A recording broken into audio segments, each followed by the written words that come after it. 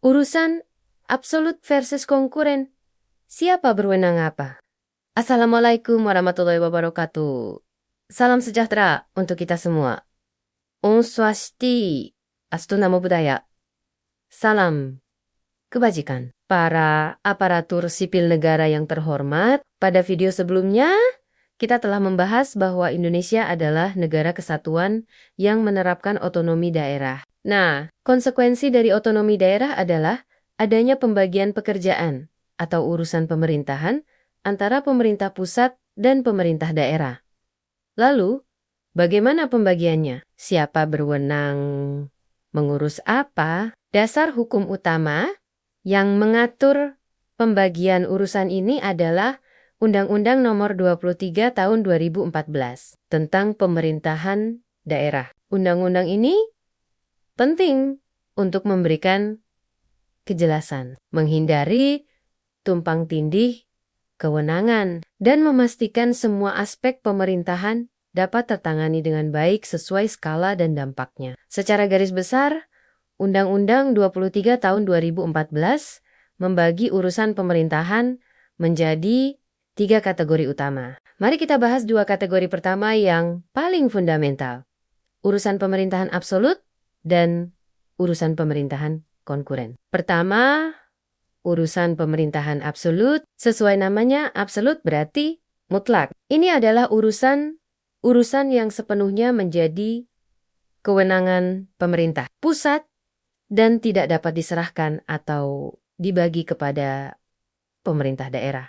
Mengapa? Karena urusan ini menyangkut eksistensi negara kesatuan, kedaulatan nasional, kepentingan strategis, berskala nasional, dan memerlukan kebijakan serta standar yang berlaku sama di seluruh Indonesia. Ada 6 bidang urusan yang termasuk dalam kategori absolut ini.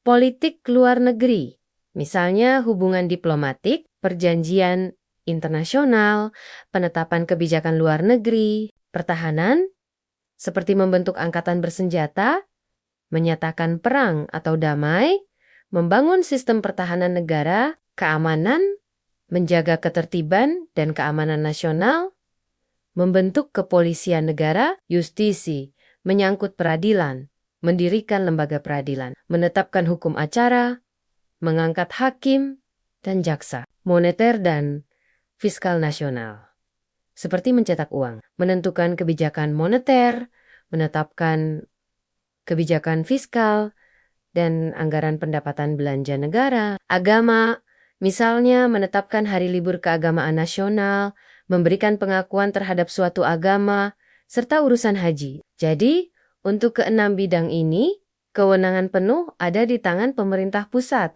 Kedua, urusan pemerintahan konkuren. Nah, inilah urusan pemerintahan yang dibagi antara pemerintah pusat, pemerintah daerah provinsi, dan pemerintah daerah kabupaten atau kota. Urusan konkuren inilah yang menjadi dasar utama pelaksanaan otonomi daerah. Artinya, daerah diberi kewenangan untuk mengatur dan mengurus sebagian urusan ini sesuai kapasitas dan kebutuhannya. Pembagian kewenangan dalam urusan konkuren didasarkan pada prinsip seperti efisiensi, dampak lintas daerah, akuntabilitas, dan kepentingan strategis nasional. Detail pembagian siapa mengerjakan apa untuk setiap sub urusan diatur secara rinci dalam lampiran Undang-Undang 2 Maret tahun 2014. Urusan pemerintahan konkuren ini dibagi lagi menjadi 2 jenis. Urusan pemerintahan wajib. Ini adalah urusan yang wajib diselenggarakan oleh semua daerah karena sangat mendasar bagi kebutuhan masyarakat. Ada yang berkaitan langsung dengan pelayanan dasar seperti pendidikan, kesehatan, pekerjaan umum, dan penataan ruang, perumahan rakyat, ketertiban umum, dan perlindungan masyarakat, serta sosial. Ada juga yang tidak berkaitan dengan pelayanan dasar seperti urusan tenaga kerja, pangan, lingkungan hidup, administrasi kependudukan, kebudayaan, dan banyak lagi. Urusan pemerintahan pilihan ini adalah urusan yang penyelenggaraannya disesuaikan dengan potensi unggulan dan kekasan masing-masing daerah. Contohnya seperti urusan kelautan dan perikanan, pariwisata, pertanian,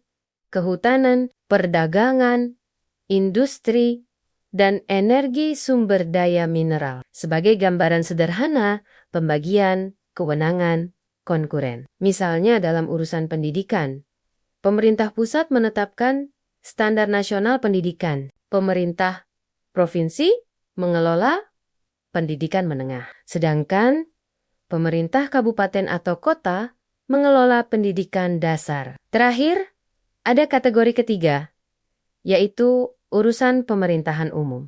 Ini adalah kewenangan presiden sebagai kepala pemerintahan yang pelaksanaannya dilimpahkan kepada gubernur dan bupati atau wali kota di wilayahnya, seperti pembinaan wawasan kebangsaan, kerukunan umat beragama, penanganan konflik sosial, dan koordinasi antar instansi di daerah. Mengapa kita sebagai ASN perlu memahami pembagian urusan ini? Agar kita tahu persis apa yang menjadi ranah kewenangan instansi tempat kita bekerja dalam suatu urusan. Ini penting untuk menghindari tindakan melampaui kewenangan dan untuk mengetahui dengan siapa kita harus berkoordinasi jika suatu urusan melibatkan level pemerintahan yang berbeda. Jadi, secara ringkas, Undang-Undang 2 Maret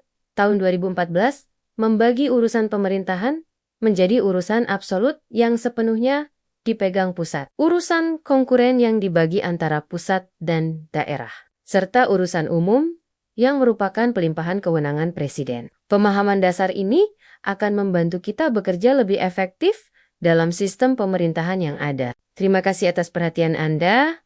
Wassalamualaikum warahmatullahi wabarakatuh.